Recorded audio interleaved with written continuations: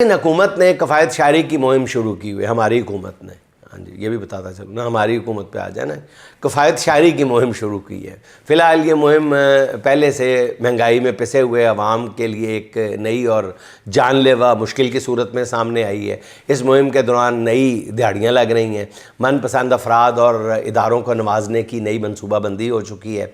कफ़ायत शायरी के लिए पंजाब हुकूमत ने एक इश्तिहारी मुहिम शुरू की है, जिसके लिए बड़े महंगे एड्स चलाए जाने लगे हैं।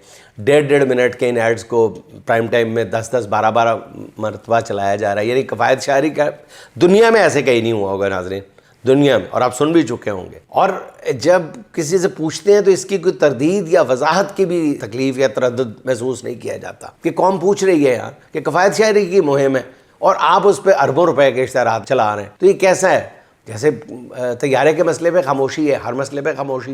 ये खामोशी एक नया हथियार आप लोगों ने बना लिया। एक कफ़ायत शायरी का डंडोरा पीटने के लिए फजूल खर्ची की मुहिम चलानी पड़ी है आपको, और आप चुप हैं, जवाब में कहने को कुछ नहीं। फ़िलहाल ऑब्वियसली इन इश्तहारात की जो नवाज़शात हैं वो पता ही है कि जिन पर की जा रही होंगी। अल्लाह ताला हमें, मैं तो यही कहूँगा कि नादान हुक्मरानों की अजीबो गरीब सोच के शर से भी महफूज ही रखे।